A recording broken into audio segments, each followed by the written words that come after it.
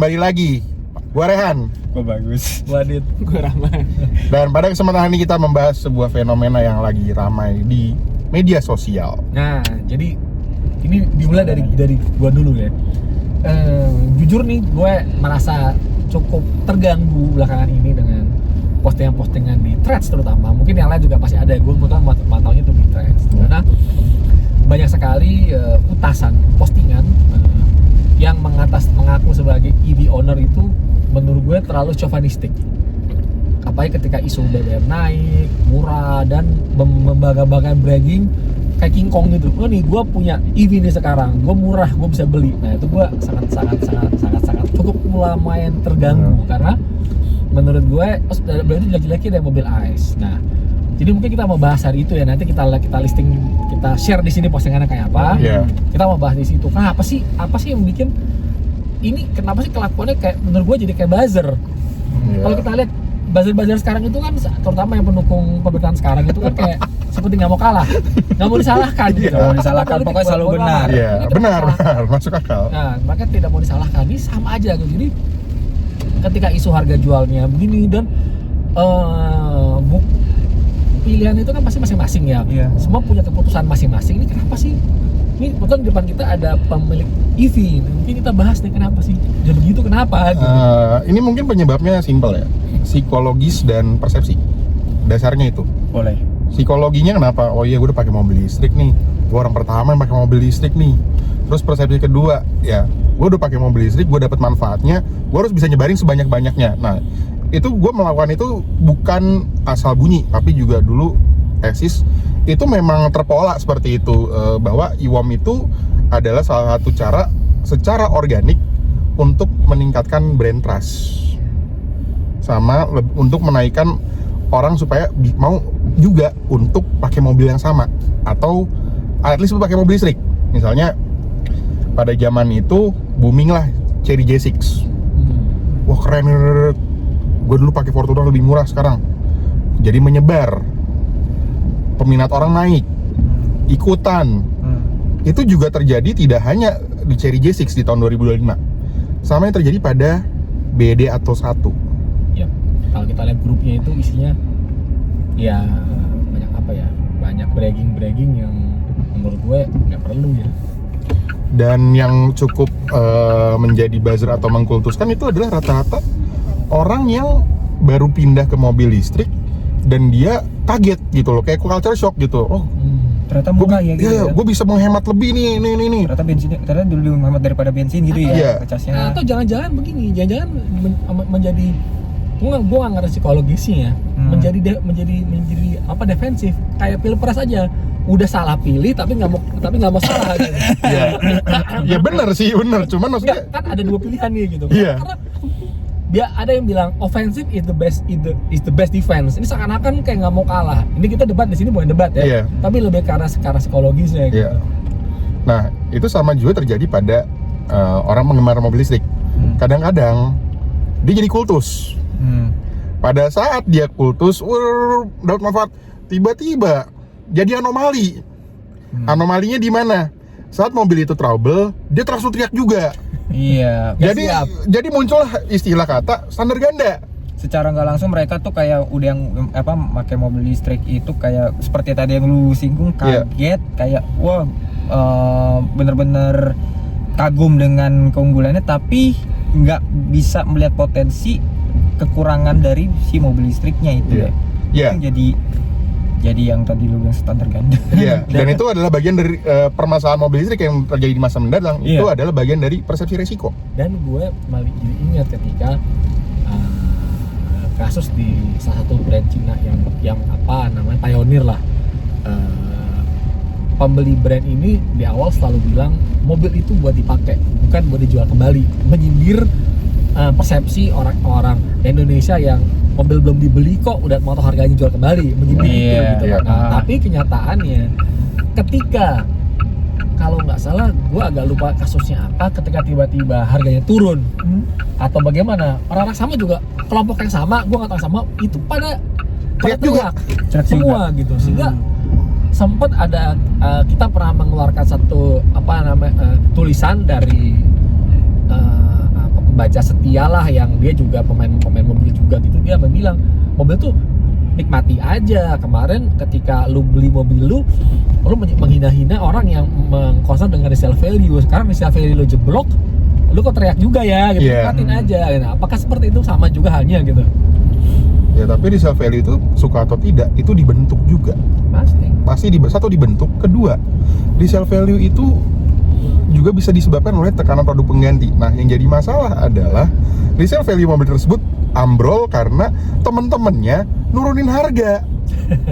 Suka atau enggak? Bisa seperti itu. Bahkan ada di komunitas itu di Threads ya. Beneran mobilnya cuma dijual 50 juta. 50-70 juta. Ada. Kita pernah posting kalau nggak salah. Di grup. Di mana itu gue pernah lihat. Cuma laku 50 juta atau 70 juta. Gue lihat banget. Iya, ada pernah ya. Kayak pernah dibahas gue sama Pak Adit sama rame-rame deh. Iya memang. Jadi memang ya pada akhirnya tapi balik lagi, dan sekarang ketika BBM naik gitu, maksud gue itu begini ya, kita ya mobil itu masing-masing lah, kita harus belajar agree to disagree, dalam artian kita harus menghargai pendapat orang gitu, bukan orang gitu ya. Gue selalu merasa sosial media kita sekarang udah kebablasan demi udah nggak sehat. Lu ada di sisi ada die harder yang bilang mobil listrik tuh gini yang setiap hari kejadian mencacat mulu ada. Tapi ada juga yang menghina-hina mobil ini, padahal ya jujur ya, ya gue pengen, tapi ya gue belum bisa beli karena gue selalu beli cash gitu kan. It's about, kadang-kadang nggak semua orang tuh bisa beli juga gitu. Terus yang mereka yang punya privilege bisa beli kok koar-koar gitu kan. Ibarat kata kalau kita bicara sekarang energi, gue udah punya, ibarat kata kalau kita zaman dulu, gue naik mobil nih, lu semua miskin naik motor gitu, kadang-kadang gitu. Iya, bisa juga. Iya kan? Iya. Gitu. Nah, silakan. Gue ada satu hal yang menarik dari kalau misalkan di Threads atau sosial media kita lah ya. Nggak cuma ya, rata-rata sih kalau yang bebas berpendapat itu kan sosial media yang berbasis tulisan. Gue sebut aja Facebook, Threads, dan X. Ya kan, kalau Instagram, TikTok itu kan berbasis video dan visual kan. Yang tulisannya ya. Yang tulisan ya, yang benar-benar tulisan orang bebas berpendapat ya. Disclaimer dulu, menurut gua ya silahkan bebas berpendapat, tapi tolong bertanggung jawab gitu kan ya. Dan sekarang yang lagi selalu menjadi bahasan oleh pengguna mobil listrik adalah mobil listrik tetap akan lebih murah dibanding mobil bensin, dan harganya walaupun harga bahan bakar minyak diprediksi yang naik. Iya, tapi perlu diingat untuk orang yang berasumsi seperti itu, energi kita bukan masalah batu bara dan domestic market obligation. Energi kita listrik itu masih membutuhkan yang namanya LNG dan LPG. Disitulah ketahanan energi kita juga diuji juga secara keseluruhan. Suka nggak suka secara overall ya. Kita tetap bergantung sama LPG dan LNG mobil listrik. Plat biru bebasnya ya, kita tetap butuh, karena kita belum kemandirian energi baru terbarukan kita belum sebaik di negara-negara maju. Simpelnya begini bagi gue. Campaign-nya adalah ya whatever lah, akan lebih murah atau akan itu. Mungkin memang secara perhitungan, kalau dihitung-hitung memang mobil listrik jauh lebih murah. Pasti. Jelas. Operasional dan lain-lain. Operasional harian, karena memang beberapa brand juga mengatakan bahwa mobil yang mereka jual adalah digunakan untuk mobilitas.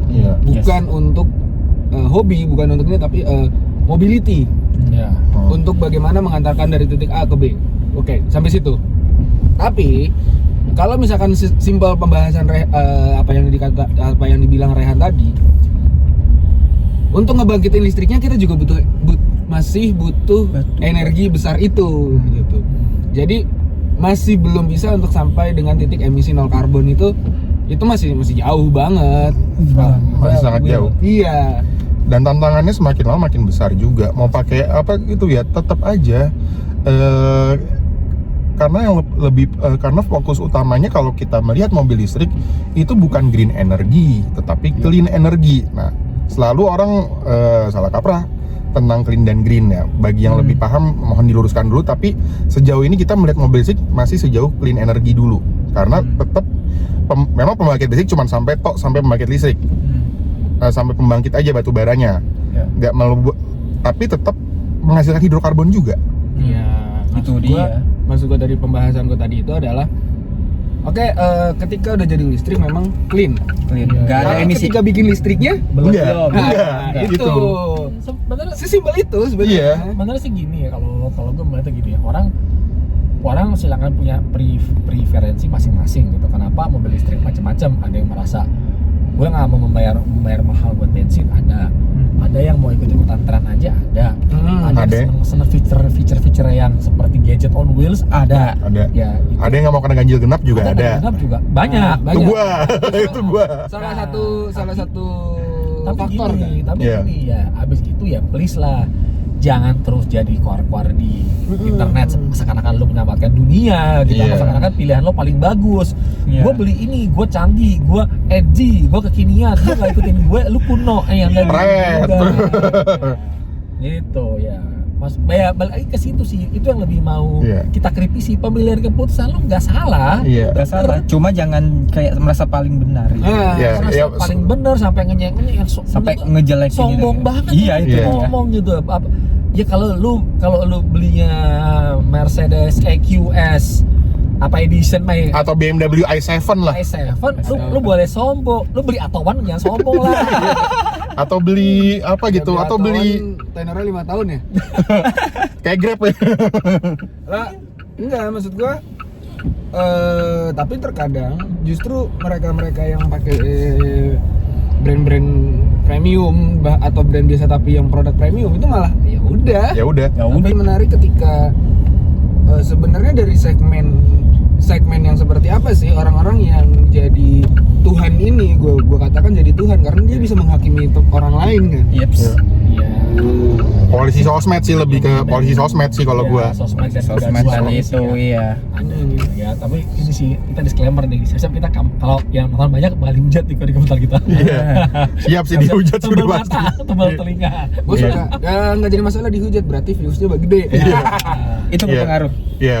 Dan kita selalu memastikan gini, untuk orang yang menggunakan EV bukan sekedar sekedar hemat, tapi juga lebih ke arah setiap orang masing-masing punya persepsinya, pola berpikirnya, dan setiap orang juga masing-masing punya kebutuhan dan preferensi. Ya kalau EV bukan menyelesaikan satu masalah, itu hanya menyelesaikan gejalanya saja. Tapi alangkah lebih baik itu berimbang lah, maksudnya. Karena sekarang persepsi orang gapnya adalah bukan EV tok, sekarang ke new energy vehicle. Nah, bagaimana kalau di brand tertentu itu bilangnya multi pathway. Nah, sebenarnya arahnya itu adalah bagaimana setiap kebutuhan energi adalah menciptakan solusi. Nah, pertanyaan gue selanjutnya adalah itu tadi soal kita ngomongin soal perdebatan mereka yang di media sosial itu soal energi ya. Iya. Pertama perhitungan, kemudian gue lebih bersih loh mobil gue atau gimana, atau gue menjaga bumi nih, si paling menjaga bumi. Si paling menjaga bumi. Lanjut. Menurut gue gini, tapi ada satu faktor lain dari penjualan EV yang memang jadi satu yang paling tinggi, tapi dan juga jadi bahan perdebatan juga soal Yaitu kebijakan. Oh, Terutama jelas. di Jakarta, ganjil genap. Ya. Nah, ini akan jadi perdebatan. Menurut gua akan jadi perdebatan panjang ketika ada orang yang masih menggunakan mobil yang tidak bebas ganjil genap. At least di situ adalah mobil full EV kan. Tapi ada juga perdebatan dari orang-orang yang memang, atau keresahan juga dari orang-orang yang sudah terlanjur beli EV ketika nanti kebijakan itu dihapus. Ya. Itu bagaimana gitu? Pendapat-pendapatnya dah. Kalau menurut keyakinan saya, ya udah, kita sebenarnya mereka akan lebih ada dua pilihan, menghapus ganjil genap atau menghapus bebas pajak. Kalau mereka misal tetap harus bayar pajak, ya nggak masalah, asal ganjil genapnya tetap berlaku. Nah, tapi sekarang yang jadi masalah adalah standar populasi. Standar populasinya udah mulai overpopulasi sekarang, kelihatan banget. Kayaknya kita ngelihat BD atau 1 akhir-akhir ini, atau mobil-mobil sejenis lah, One, you name it lah, atau mungkin M6, itu jauh lebih banyak dibandingkan mobil yang ICE di segmen tersebut. Pasti. Yes. Terus walaupun memang gak semua itu digunakan untuk pribadi. Ada juga yang fleet, ada yang ride hailing. Kita nggak tahu juga, walau alam. Nah, disitulah yang menjadi challenge. Kalau gue melihatnya begini ya, negara kita itu pemasukannya, pendapatannya berapa? Di atas 70% kan pajak kan. Iya. Nah, dan pemerintah kita ini sampai saat ini sangat gemar seharusnya memaksimalkan pendapatan yang dari pajak itu. Yeah. Apapun kita bisa lihat dengan kita sugesti atau gimana, apapun akan dicari-cari supaya menjadi pajak. Yeah. Kalau EV-nya ini populasi makin banyak, gue nggak yakin pemerintah bakal rela, karena seingat gue DKI udah mulai teriak soal pajak. Iya. Karena DKI 70% listrik tuh di DKI dan DKI pemasukan dari pajak kendaraan bermotor juga tergolong sangat tinggi. Kalau nanti tiba-tiba 25% penjualan mobil baru di DKI itu adalah mobil listrik, artinya DKI akan kehilangan 25% dari pajak itu. Iya. Iya, Nah, satu. Gitu kan. Dan artinya juga DKI akan makin padat, full. Tetap pada akhirnya macet-macet juga. Akhirnya ya orang Nggak guna juga. Nggak guna juga sampai sekarang kalau kita lihat di Sudirman udah hampir 1:2 populasinya, kalau di Jam padat kok 1:2, 1:3. Iya. Pertanyaan gue selanjutnya adalah mana yang lebih relevan Bu, atau mana yang lebih cocok buat diambil? Kalau kita ngambil, oke lah, kita bertaruh. Bertaruh bahasanya? Ya bertaruh deh. Iya, bertaruh. Bertaruh. Hapus pajak. Kasih pajak untuk EV atau hapusnya ganjil genap. Kalau gue masih better kasih pajak. Karena itu pemasukan daerah. Oke. Kita kembali lagi ke soal buzzer tadi. Iya. Ya. Jadi mungkin tapi kalau lu sendiri ya, Ray ya, lu sebagai pemilik mobil listrik ya, lu merasakan keuntungan, lu merasakan nggak sih gejolak yang sama gitu untuk lu men-share perasaan lu ke seluruh dunia. Oh, gue punya mobil listrik sekarang nih, gue keren, Lu ada apapun lah gitu. Lo ada feeling kayak begitu nggak? Kayak Ya ngerasa udah biasa aja. Gue pakai mobil listrik tuh dari 2024 awal gitu loh. Dan ya udah gitu loh. Ya yang berisik itu kan orang yang beli mobil listrik di atas 2024 kuartal 2 kuartal 3 ya, mobil-mobil 25 kali ya? 2025 itu berisik banget tuh. gue beli itu 24 dari mulai 2024 akhir lah. Ini sejak Tris nongol. Tris nongol, boomingnya. Dan bener. Enggak, mulai agak berisik itu semenjak booming apa ya? Trade loh. J6 juga pas setelah J6 booming itu juga berisik loh. Itu J5 juga rame nih, J5 juga happening. Tanda gue sih J6, kemudian tanda gue ya. Iya. Itu ada dicari J6, kemudian J5 Atau satu. beda atau satu. Itu sih maksud gue titik bagaimana banyak mereka kemudian jadi berisik gitu tuh. Iya. Jadi yang gue lebih baik lah, atau gue si paling menjaga bumi lah. Pada akhirnya gini ya, pada akhirnya respon orang-orang pencinta ICE pun menjadi kontra juga. Ada reaksi kan, gitu kan makin di share lah. Nih lihat nih, ini kebakar, ini error, ini mogok, ini mati mendadak, yang di Cina begini, yang begini, akhirnya jadi gaduh. Jadi gaduh, dua pihak gaduh. Dua belah pihak. Jadi beradu. Dan pun sama dengan pecinta yang ICE pun ya hargailah pilihan orang-orang yang memutuskan buat membeli mobil listrik gitu. Jangan terus dicari-cari kesalahannya, dicari-cari kekurangannya, depresiasi is part of the risk lah. Mungkin owner EV itu sudah siap dengan segala resiko depresiasi ya why not? Kalau emang nggak siap ya nggak usah beli gitu kan. Gampang aja gitu. Gampang aja. Semua tuh gampang.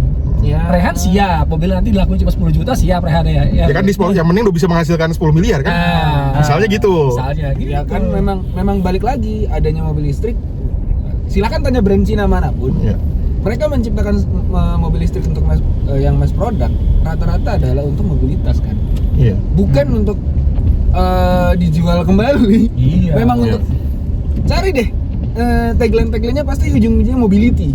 Iya. Mobilitas mobilitas harian ya. Yang harian. Dan kalau di Cina tuh persepsinya adalah satu mobil EV itu satu rumah.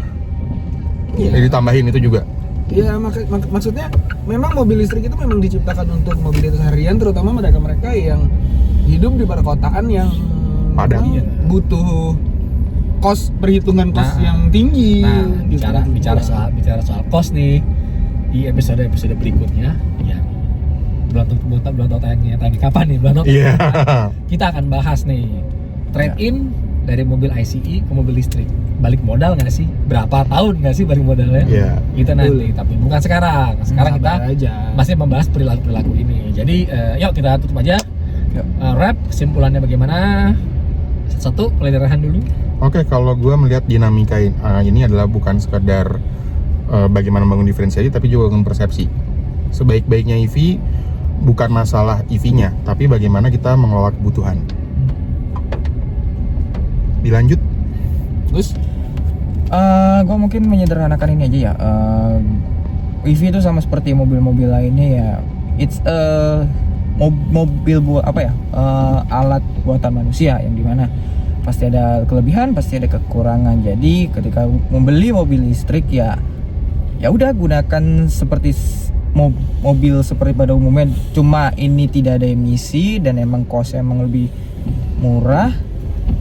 Dan ya udah pakailah seperlunya dan tidak perlu bahwa lo itu adalah bahwa ini adalah pilihan yang paling benar, paling tepat gitu. Semua orang ada pilihannya. Jadi ya ya mungkin itu aja dari gua sih kalau soal dari segala banyak perbincangan yang sedang kita berlangsungkan ini. Seperti itu paling. Kalau gue begini, pembelian setiap orang pasti punya alasan masing-masing buat membeli EV ataupun ICE. Bagi pemilik ICE, menurut gue ya pasti orang happy. Ya, gue seneng nih, gue sekarang runningnya murah.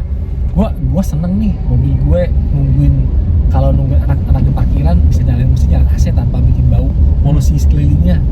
Ya. Gue seneng nih di lampu merah. Kalau macet lama-lama konsumsi listriknya nggak turun.